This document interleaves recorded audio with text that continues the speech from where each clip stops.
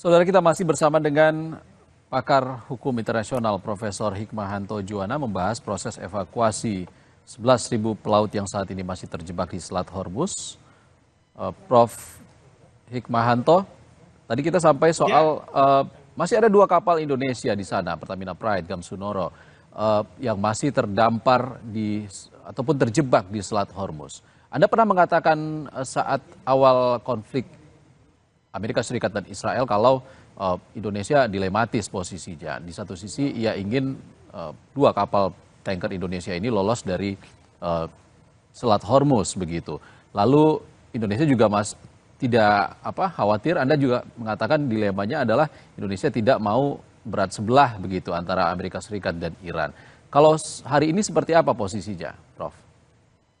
ya, harusnya hari ini tidak ada masalah ya. Sebenarnya kemarin itu kan dari pihak Iran sudah memberikan lampu hijau bagi kapal tanker kita untuk bisa melewati. Hanya saja memang yang saya dengar adalah ya harus membayar tarif tertentu, pengenaan tarif yang mungkin ini jadi permasalahan. Tapi hari ini kan kapal-kapal bisa bergerak tanpa dikenakan tarif. Jadi saya tidak tahu pada saat sekarang apakah ada pergerakan terhadap dua tanker kita atau tidak.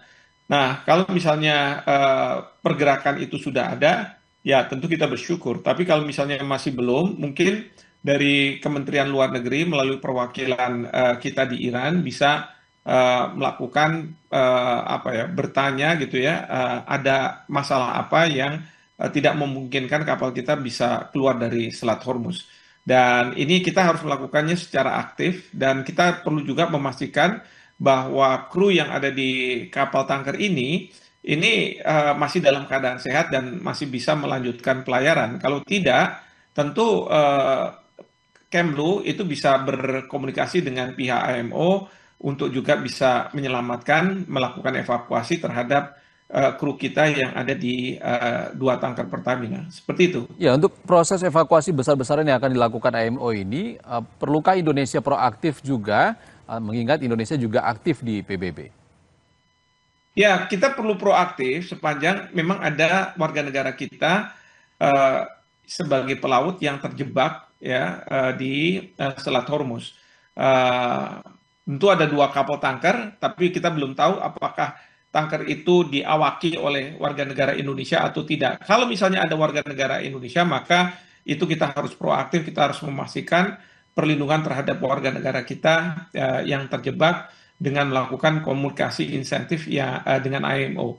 Nah, karena IMO ini kedudukannya di Inggris, di London, maka mungkin kedutaan besar kita di London bisa melakukan komunikasi dengan pihak IMO di London, seperti itu. Oke, Prof, sebenarnya apa sih implikasi hukum dari nota kesepahaman Amerika Serikat dan Iran ini terhadap kebebasan navigasi di Hormuz?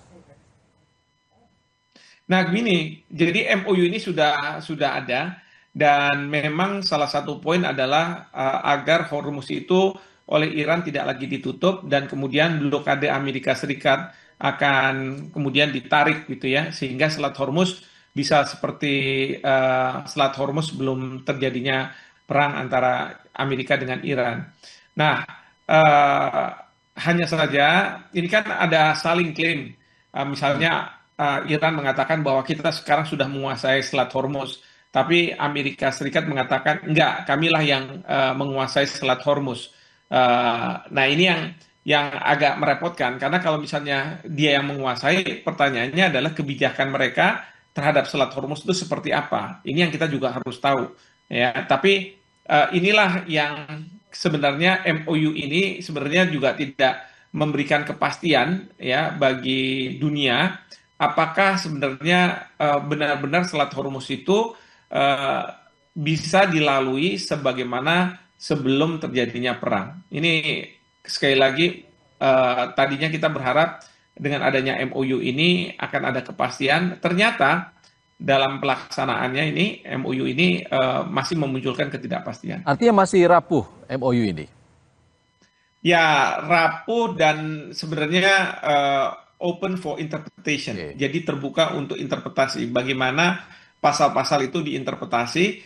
Nah, Iran menginterpretasi untuk kepentingan Iran, sementara Amerika Serikat sebaliknya menginterpretasi sesuai dengan kepentingan Amerika Serikat dan mereka saling menegasikan ya. Tadi kalau kita lihat bagaimana Presiden Trump mengatakan bahwa kitalah yang menguasai Selat Hormuz karena angkatan perang Iran sudah tidak ada lagi, sudah lenyap dan kita sudah berhasil melenyapkan itu. Nah, tetapi kan dalam kenyataannya Iran dengan kapal-kapal patrolinya dia mampu untuk menguasai Selat Hormuz bahkan juga menanam ranjau-ranjau di sana. Nah, ini yang kemudian orang bertanya sebenarnya siapa sih yang menguasai Selat Hormuz secara faktual itu? Oke, Prof. Hikmahanto tetap bersama kami. Anda juga tetaplah bersama kami. Saudara, Breaking News Kompas TV akan kembali usai jeda.